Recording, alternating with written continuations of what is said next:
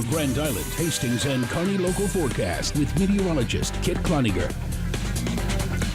Well, we're back now taking a look at some of the sky cams around the area. We do have some blue skies out over Kearney right now with some high clouds as well. Hastings right now at 32 degrees, Lincoln at 31. A little bit of a haze still over Lincoln. We are going to be seeing those clouds begin to fill in, though, over the next several hours this afternoon. Low temperatures this morning were pretty cold. We did get down into the 20-degree range here for the Tri-Cities area, 17 for Lincoln.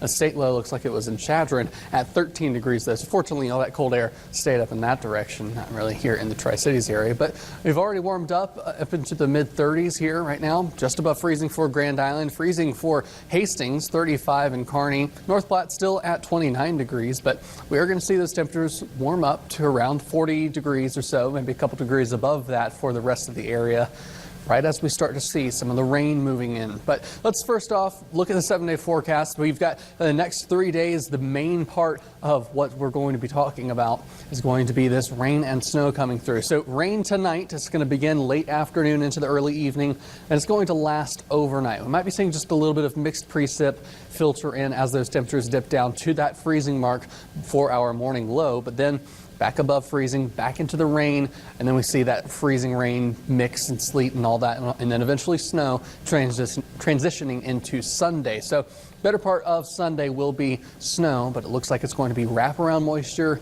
It's not going to be a whole lot of accumulation. After that, it gets pretty windy, so if we do have any freezing rain accumulate, then that could cause a risk for some power outages there on Monday. But then eventually we see those temperatures getting right back above freezing just in time for the new year. If you remember the start of this year, we had wind chills well below zero, and it looks like it's going to be quite a different start to 2020.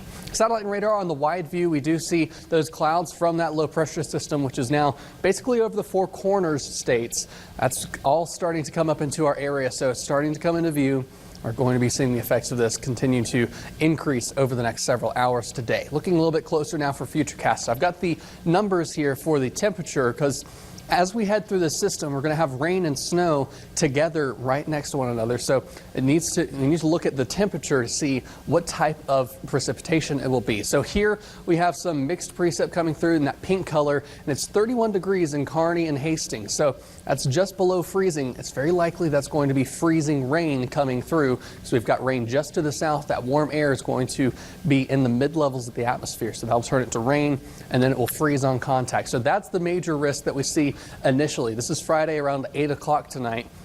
And then eventually we'll transition over to full rain. So we'll get it back above freezing. Freezing rain has a way of self-limiting itself. It will actually warm up the air ahead of it. Then we could be seeing overnight a few thunderstorms in southeastern Nebraska, as well as some heavy rain. We could be seeing 1 to 2 inches of rain around that area. Then as we transition through later on Saturday, we'll have that rain snow line creep towards the east. It's not going to be as big a threat for freezing rain as we head into tomorrow evening, fortunately. So we'll transition quickly over to snow, and that's going to last through Sunday night, and that wraparound moisture will continue even into early Monday morning, some of the models are estimating. So that northwesterly wind will start to increase as well. We'll see wind gusts upwards of 35 to 40 miles per hour. Highest snow amounts are going to be in the places that we saw with the most consistent snowfall. That's going to be across the sandhills, locally higher than 6 to 9 inches, but widespread over 6 will very much be likely. Then a quick drop off for those snow totals as you go further south and east. We'll have possibly 1 to 2 inches of rain here. This mixed zone as we head through today is going to really limit the snow totals, and then anything we get here for the Tri-Cities will be that wraparound moisture coming up overnight. Ice forecast also a threat tonight. We will be seeing that potential for maybe 1/10 of an inch, if not up to 2/10 of an inch. I really don't think we'll be seeing anything more than 1/4 of an inch. So that would be a bad scenario if we got up to 1/4 of an inch, but hopefully it won't be that much. Highs today around the low 40s, so it will be a nice mild day. Then tomorrow, we're going in the morning, we're only getting down to the freezing mark, and tomorrow afternoon, we're only getting up into the mid-30s. So a cold, rainy day coming up tonight and into tomorrow. Kid, I'm not gonna lie to you, this sounds terrible. It's not the best winter storm. So usually we like the winter storms where it's just snow and all snow beginning to end, but now that we've got the rain and then the freeze after that, that's going to cause some risk for travel on Sunday especially, and then to Monday possibly some power outages. Thank you, Kit. Guys, be careful if you're traveling this weekend. And as we go